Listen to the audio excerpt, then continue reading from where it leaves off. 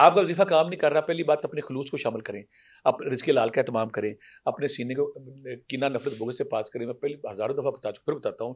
اللہ فرماتا ہے کہ ليلۃ القدر میں جب بہت سارے لوگوں کو معاف کروں گا، لیکن جس کے سینے کے اندر کینہ بغض نفرت ہوگی میں اس کو معاف نہیں کروں گا. اس کو معاف نہیں کروں گا.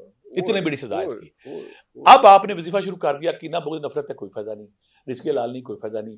دوسروں پہ لوٹ مار کر رہے ہیں، کوئی فائدہ نہیں. آپ پھر ایک اور غلطی کرتے ہیں، آپ نے ذکر کیا کبھی چھوڑ دیا. اچھا نہیں، وہ تو نہیں، کنسسٹنٹ کبھی کیا کبھی چھوڑ دیا. نہیں ہے. اگر دنیا میں کیا کرتے ہیں، وظیفہ شروع کیتا ہے نا، پیاس لگی کوئی گلاس پی لینے ہیں، وظیفہ ڈبل کر دو.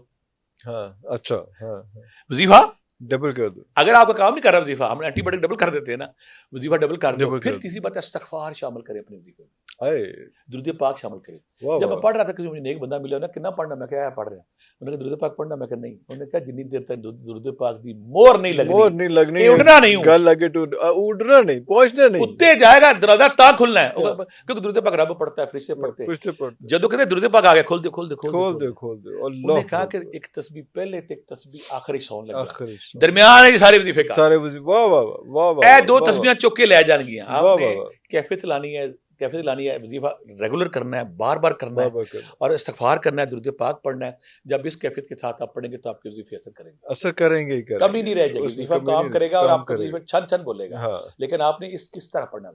اگر اثر نہیں کر رہے تو پھر اپنے اندر جھانکیں، بالکل ٹھیک ہو گیا.